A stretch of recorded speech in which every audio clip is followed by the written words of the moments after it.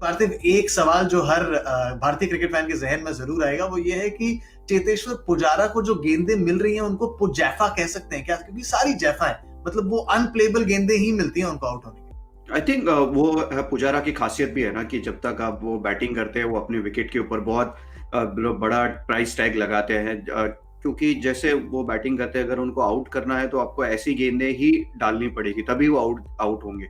और तारीफ करनी पड़ेगी ऑस्ट्रेलिया के गेंदबाज की, हेजलवुड की।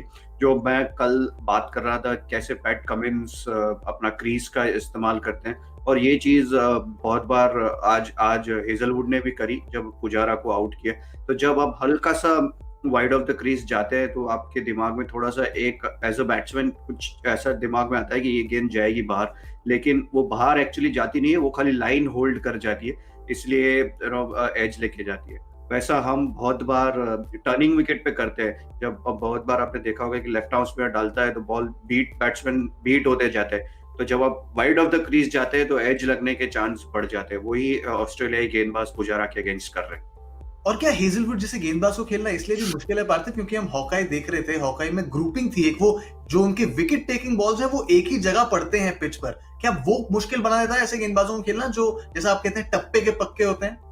हाँ, बिल्कुल उधर का उधर ही डालते रहते हैं और वहां से ही जो उनको करना है वो चीज करते हैं। इसलिए मैं जो बात कर रहा था कि एंगल्स क्रिएट करते हैं, जैसे अश्विन राउंड द विकेट जाके एंगल क्रिएट करता है, लेकिन वो जगह वही रहती है, और हेजलवुड का जगह वही रहता है, लेकिन वो वहां से थोड़ा सा इल्यूजन क्रिएट करते हैं। आप थोड़ा सा वाइड ऑफ द क्रीज, थोड़ा सा स्टंप के नजदीक आके, वो खासियत रहती है। जब आपके पास थोड़ा सा ही मूवमेंट होता है तो आपको एंगल से खेलना पड़ता है, और वो ऑस्ट्रेलियाई गेंदबाज बखूबी कर रहे हैं। और स्पेशली पुजारा जैसे बल्लेबाज को आउट करने के लिए अगर आप ऐसे नहीं करोगे तो वो आउट नहीं होंगे, वो पूरा दिन ऐसे खेलते ही रहेंगे। जी बिल्कुल, जैसा उन्होंने करा था पिछले दौरे पर, वो खड़े रहे थे वहां पर और परेशान हो गए थे ऑस्ट्रेलियाई गेंदबाज और सारे ऑस्ट्रेलियाई दर्शक फैन भी कि इस बल्लेबाज को आउट कैसे करें। इस बार क्या उनकी प्लानिंग आपको बेहतर लगी पार्थिव? क्योंकि वो पिछली बार के, वो जो कहते नहीं है, दूध का जला छाछ भी फूक फूक के पीता है, तो क्या वो दूध के जले थे? इस बार प्लानिंग कर कर आए, और क्योंकि डिसमिसल्स अनप्लेएबल गेंदों पर जरूर हो रहे हैं, लेकिन हो लगभग एक ही तरीके के रहे हैं। आई थिंक सी ऑब्वियसली, अगर आप if you want to be extra critical about Pujara's batting, तो खाली थोड़ा सा एक बैट का फेस थोड़ा सा अंदर रहता है, या जो पिछली तीसरी टेस्ट में या दूसरे टेस्ट में तक उनका पिछला पैर उतरा ऑफ स्टंप पे कवर नहीं हो रहा था, इसलिए भी एज लग रहे थे। लेकिन बिल्कुल प्लानिंग तो होती है जब कोई बल्लेबाज आपके अगेंस्ट इतने सारे गेंद खेल के, ऑलमोस्ट ये तो ऑस्ट्रेलिया के अगेंस्ट 3000 गेंद खेल चुके हैं पुजारा, तो आपको प्लानिंग करना ही पड़ेगा। और प्लानिंग अच्छा है, दूसरा वो भी चीज है कि थोड़ी विकेटें भी बेहतर है।